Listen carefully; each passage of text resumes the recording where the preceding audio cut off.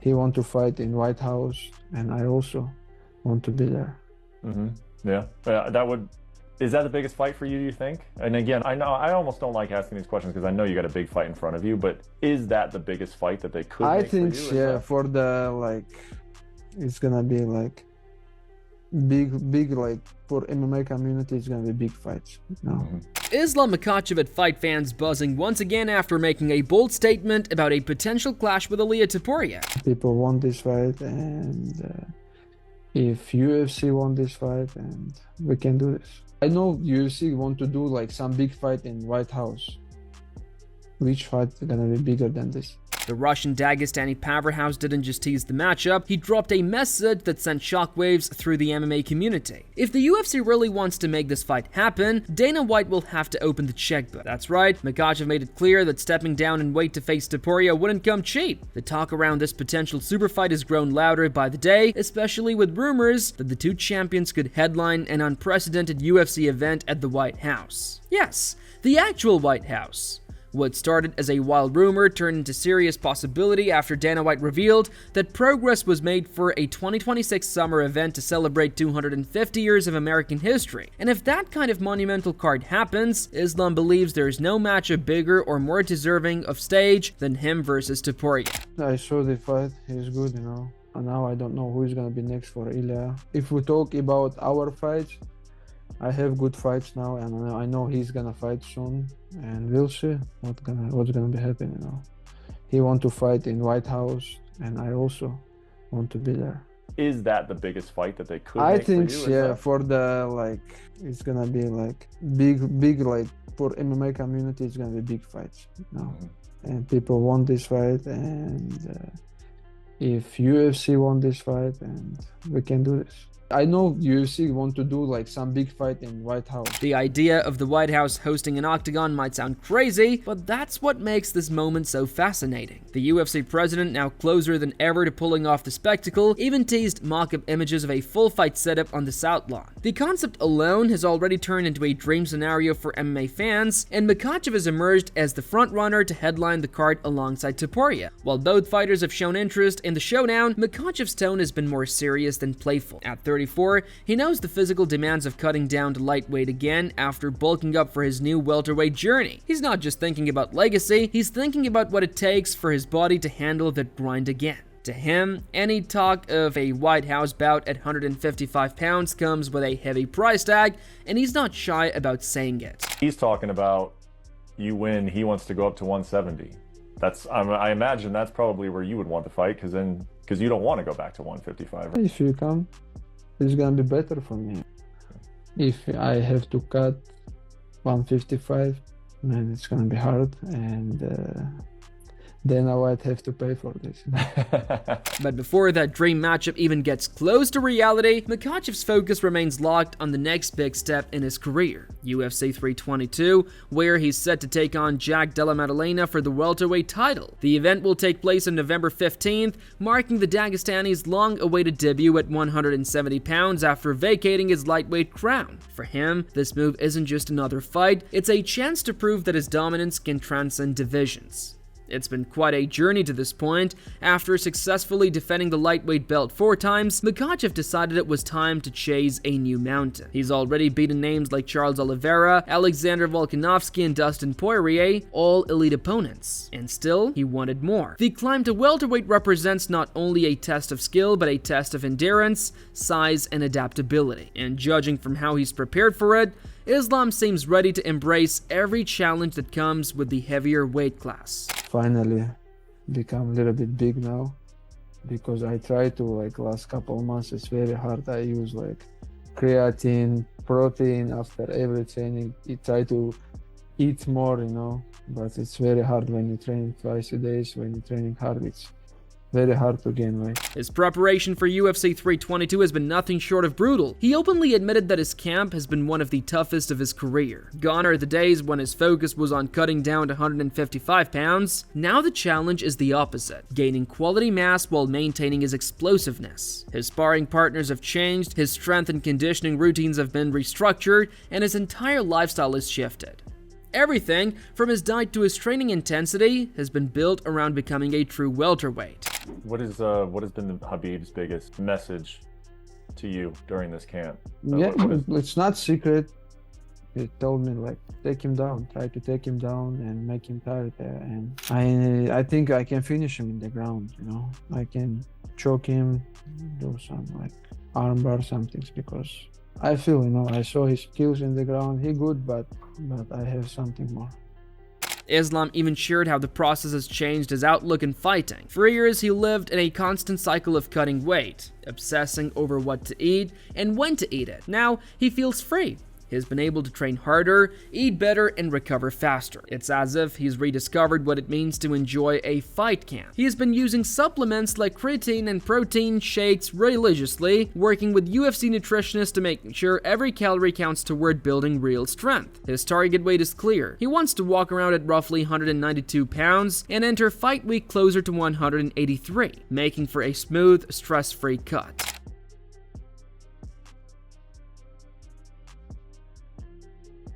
That freedom from drastic weight cutting has also given Makhachev a new level of energy and excitement. He's confident that fighting at 170 pounds will show a version of himself fans have never seen before. According to him, when he was cutting to 155, he could never truly recover, sometimes entering fights at barely 60 to 70% of his full potential. The exhaustion, dehydration, and rush to rehydrate all took a toll. This time, he expects to step into the octagon fresh, powerful, and operating at 100%. As the welterweight debut approaches, opinions around the MMA world have started to split. Some believe this new version of Islam could be even more dangerous, while others think the move up might strip away the physical advantages that made him so dominant at lightweight. I mean, I think my mindset, I think Islam can finish him on the ground for sure. And especially it's like we saw with DDP. If you never felt one of those Dagestani style wrestlers, like you don't want it to be your first time in the cage feeling it. And Islam and them, they have a different feel. They have a different type of grappling. So for JDM, even in our fight, he makes mistakes on the ground. Among his closest allies, Umar Nurmagomedov stands firm in his belief that Islam will thrive in this division. Having trained side by side with him for years, Umar insists that Islam's evolution has been astonishing.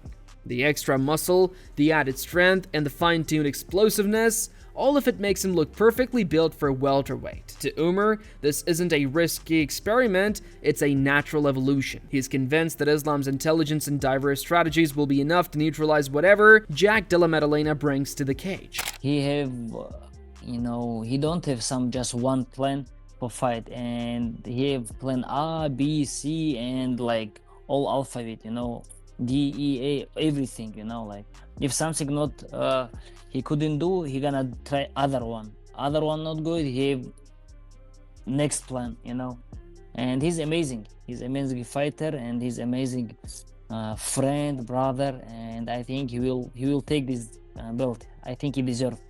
Yeah. When I talked to him right after he vacated the lightweight title, he said he was having a bit of a hard time like adding on the muscle and keeping it on. He said it wasn't making him feel good, but he looks very good now.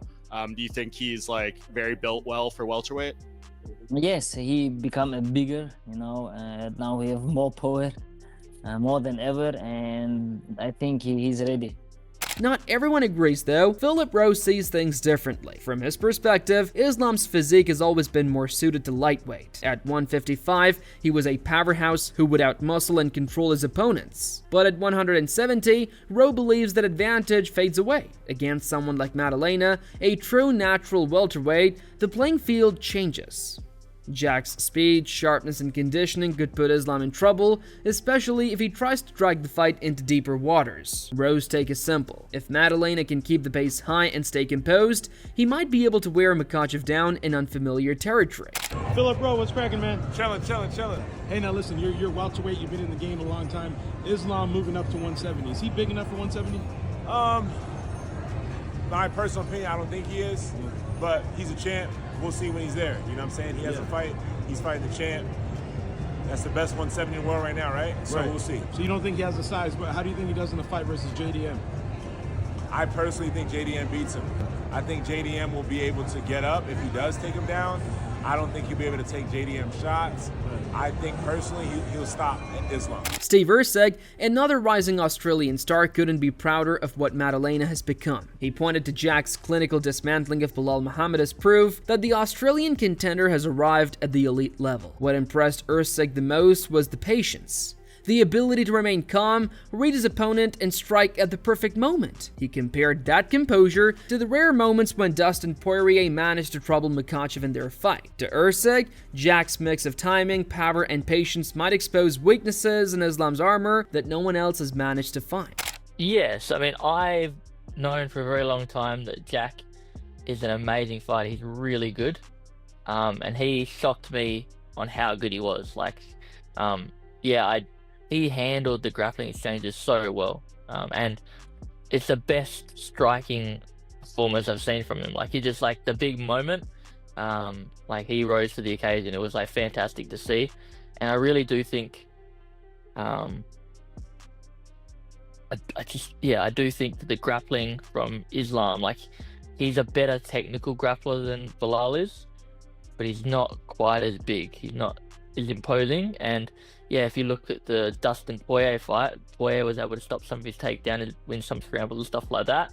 I feel like not only will Jack be able to do that, but when he lands punches, it's going to be way more devastating. Robert Whittaker, who knows better than most how weight divisions can alter a fighter's career, sided with Maddalena as well. Having competed at both middleweight and welterweight, Whittaker understands how those few extra pounds can completely change how a fighter feels inside the cage. In his eyes, Jack is one of those rare athletes who thrive in chaos without losing his cool. Whittaker believes the real key to beating Islam isn't about stopping the wrestling altogether, it's about surviving long enough to keep the fight standing. If Maddalena can make Islam respect his striking early, Whittaker sees a genuine possibility for an upset. As you can be. Because I think Jack has that X factor. I think he has the gut, the grit, the determination to fight the takedowns, to fight the ground, the takedown attacks that Islam is going to go for. And I think in a striking fight, straight up, Jack is better. I think he wins in the hands. Yeah. I think Jack's got the better game to strike over 5 rounds than Islam does as well, especially if Islam is trying to go for takedowns during the fight.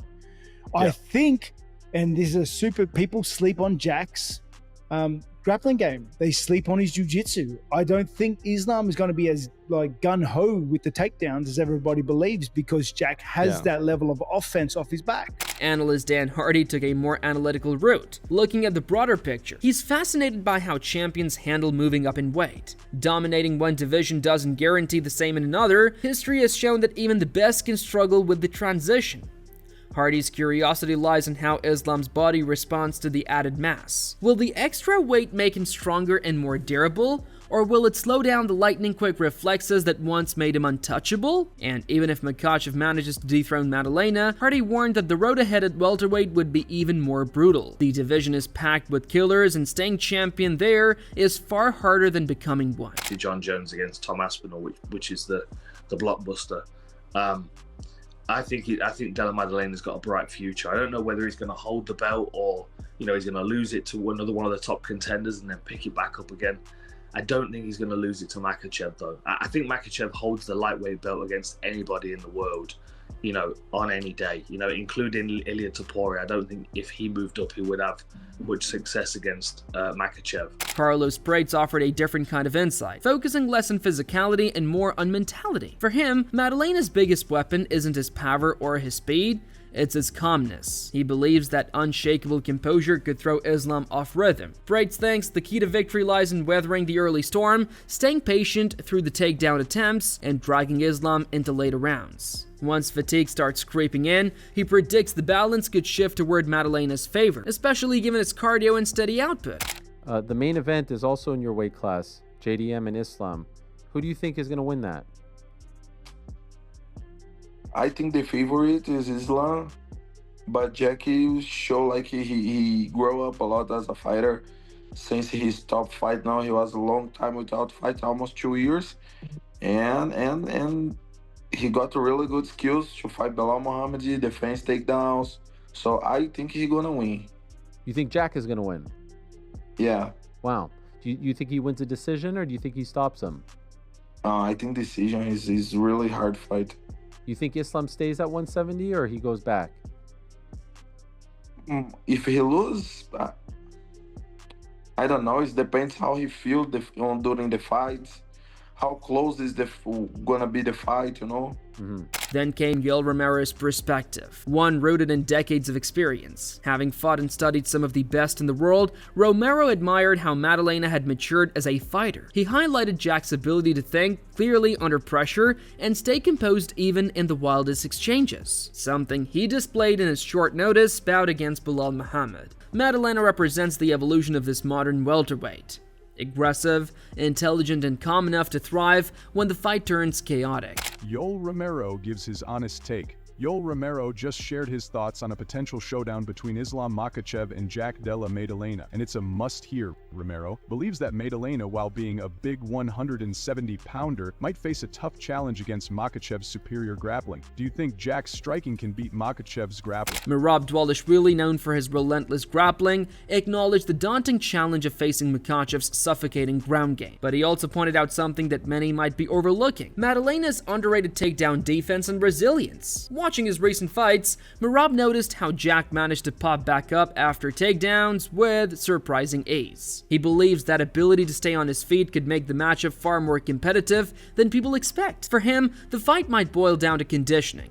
Who can keep their pace longer when the fight stretches into deep rounds? Islam, he's moving up to 170. Do you think that he gets the job done and wins that title, or do you think JDM retains? It's gonna be hard for him, but it's possible to Islam Makhachev wins the second bout. JDM is great fighter, great striker, but Islam is tricky. He has a good wrestling. He's southpaw, he don't get hits, but he takes people down and he balls people down. And also we all see the JDM Belal Muhammad's fight, and then I'm sure Islam will take lots of lessons from this fight and Islam will make some adjustments. It's possible, it's gonna be hard, but Islam can win the second bout. Even Charles Oliveira, who once felt Makhachev's pressure firsthand, gave a grounded take on the upcoming battle. He praised Maddalena's measured style, the way he picks apart opponents without forcing reckless exchanges. What interests Oliveira the most is endurance. If Jack can withstand the early storm, he believes Makhachev could find himself in unfamiliar territory. Islam has rarely been dragged into long wars without control, and Oliveira wonders how he'll react if Maddalena manages to flip the script. O que você acha que ganha entre o Jack Della Maddalena e o Islam? Maddalena,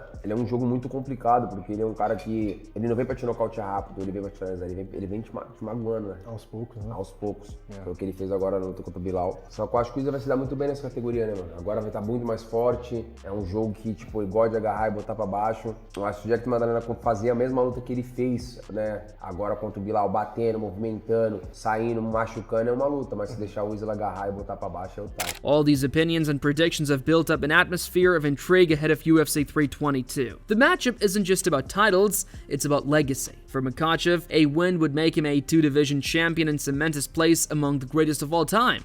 For Maddalena, it would be the moment he officially steps into superstardom, dethroning one of the most dominant champions of the modern era. And yet, looming over all of this is that potential White House spectacle. If everything lines up, if Islam beats Maddalena and Topuria continues his reign, the stage could be set for a fight unlike anything MMA has ever seen. Makhachev versus Topuria, a clash between two world champions under the most iconic roof in America, would mark a new chapter in UFC history. For now, Makhachev remains focused, determined, and fully aware of what's at stake. He's already thinking ahead but refuses to overlook the challenge right in front of him. The Dagestani star knows that before any talk of the White House or super fights can become real, he has to handle business at UFC 322. And if he does, the possibilities ahead, from a second championship to that once-in-a-lifetime showdown with Topuria, could redefine the sport as we know it.